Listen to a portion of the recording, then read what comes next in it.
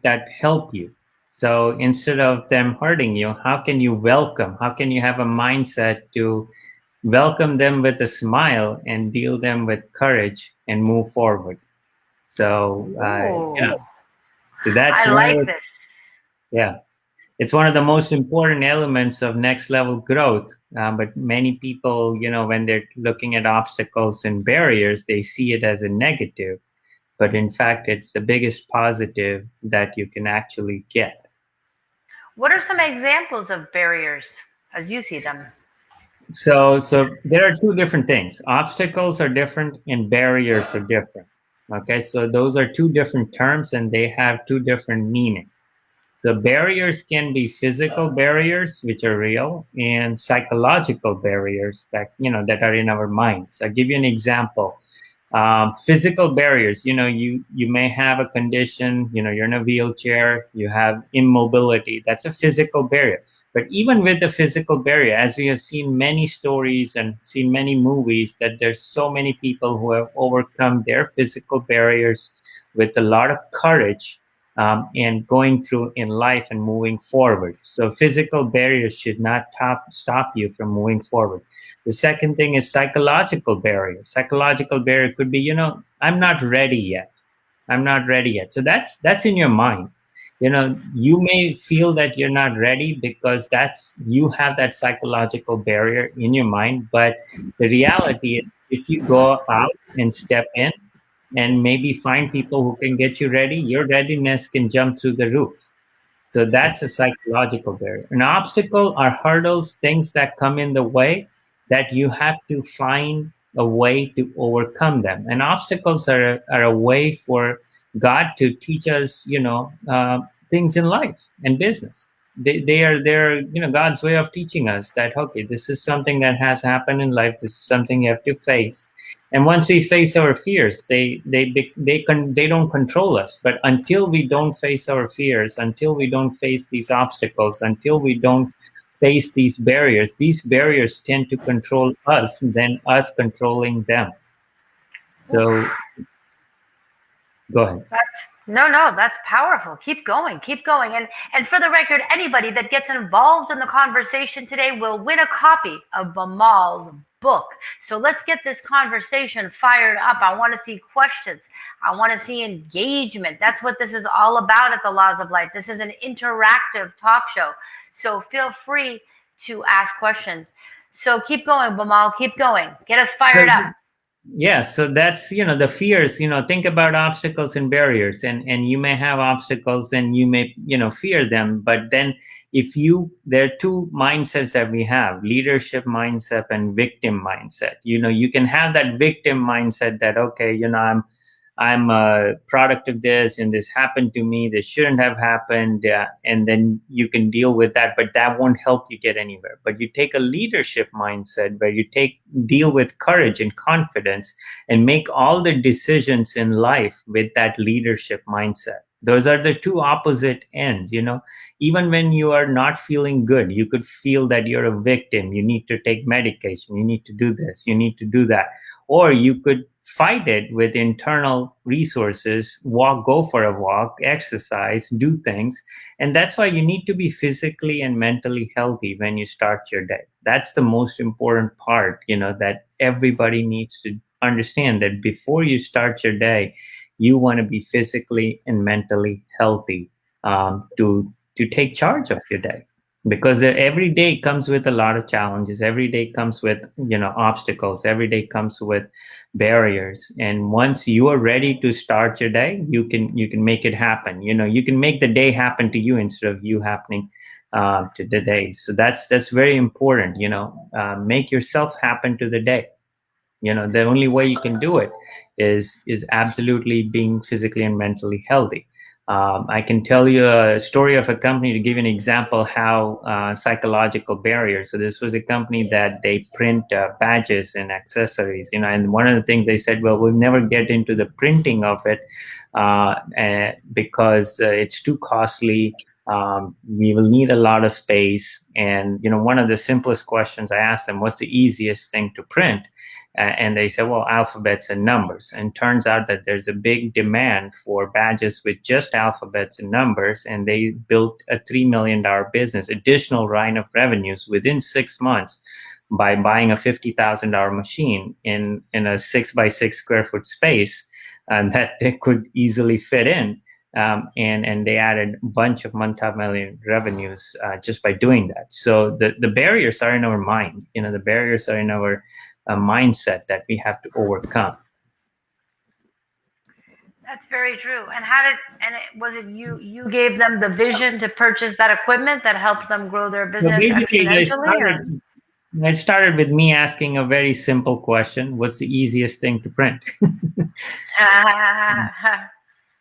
And they said it's alphabets and numbers. And so they, well, what do we need to print the alphabets and numbers on the badges? They said, we need this machine. How much space do we need? Oh, we need only 6 by 6. And what do we have that space? Yeah, we have this in the back. Can we move stuff around? Where do we need to order this? And they started just, an array of questions, and it made it happen. So that's a possibility. So the obstacles and barriers. Obstacles are raw materials. Consider yourself running a factory.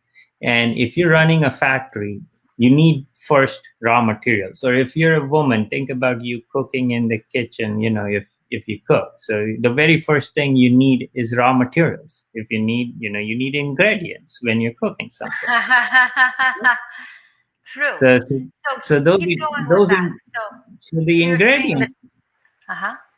The ingredients for anything comes from the obstacles. So, if you're trying to solve a problem, okay, you're trying to solve a major problem, you want to introduce a new product, you want to introduce a new service, you want to introduce a new thing in the marketplace, the very first thing you should look at, what are the obstacles that are preventing the consumers from purchasing this, or preventing the customers to adapt this. To give you a simple example, when it comes to technology, when it comes to phones, one of the success story of Apple was making technology easy for the world to access, which is why Apple is what it is.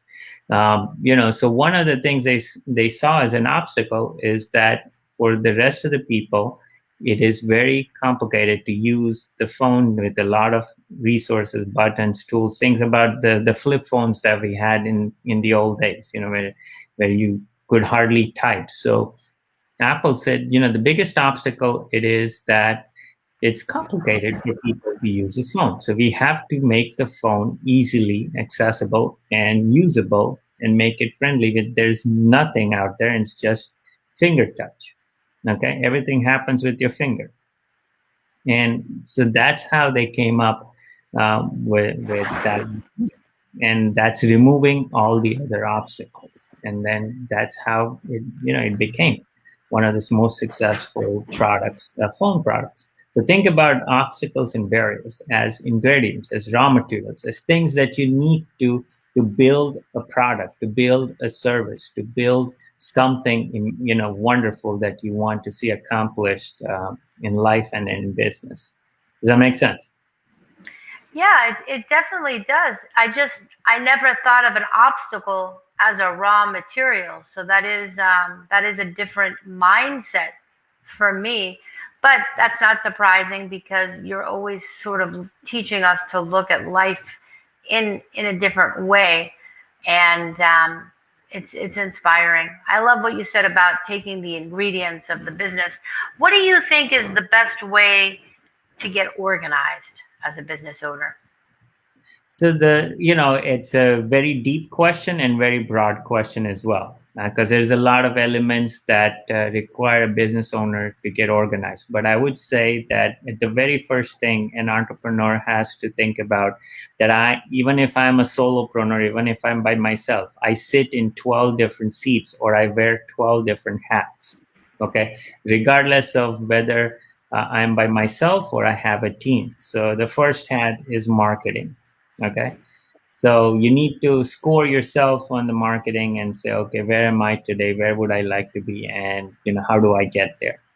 The second is operations. Okay, how is my operations going to work from beginning to end? How is it gonna flow? Okay. The third is how am I gonna sell this product or service? Sales. Okay. The fourth is if I'm doing everything by myself, and when I expand, what am I doing to uh, you know train myself and other folks? So there's that. Then there is technology. Then there is innovation. Then that's hiring. Then there is finance. Then there's leadership. And then these are all the important functions of a business and customer service. So once you understand that, okay, as a business, I need to organize myself these seats in these hats. Where am I? And I have to score myself in relation to my goals, which is why if they scan the QR code, they'll get the business scorecard to organize their business. I like that. I like that a lot. And how many different tools do you offer in your collection of tools? I think right now I have a toolbox, a tool belt, and a tool shed. So toolbox is things that you need when you need it. Like, think about a handyman. He goes to his toolbox to pull the tools when he needs it, right? If you look at a handyman, he has a belt. And on his belt are tools that are essentially everyday tools. So similarly in your life, you have everyday, in your business, you have everyday tools. Then your toolbox is things that you use it when you need it. And tool shed is things that you work long term, like you need to do a major project and you need some of the bigger tools, like so you'd have to utilize those tools. So those are the many different. There are more than like 200 tools that I've set up. That's incredible. That's incredible. And what is your number one law to? So if I hear you correctly, you're in a way saying embrace the obstacles, embrace the barriers, and incorporate them as an ingredient. So I'm going to tell you one of my main obstacles. One of my main obstacles is organization. And budgeting the time in the day to be the most productive. What's your suggestion on?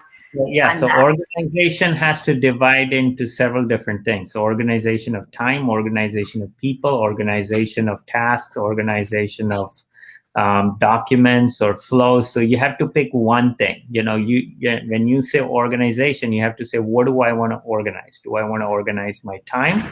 Do I want to organize my customer service? Do I want to organize my flow? So you define. The more specific you do. So now let's go into time. Let's take that, because when you organize your time, a lot of things get organized. It's like the domino effect.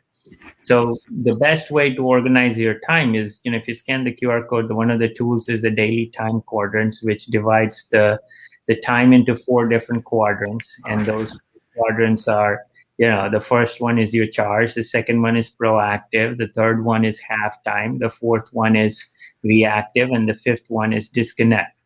So once you divide your day into these 5 zones, you work your way through from one zone to the next in specific time intervals. But all of these things are divided. Okay, how am I winning my day? How am I accomplishing it? And focus on winning the day. What are the 3 biggest wins I need to accomplish to put money in the bank? And what are the 3 biggest wins I need to accomplish to take the business long term?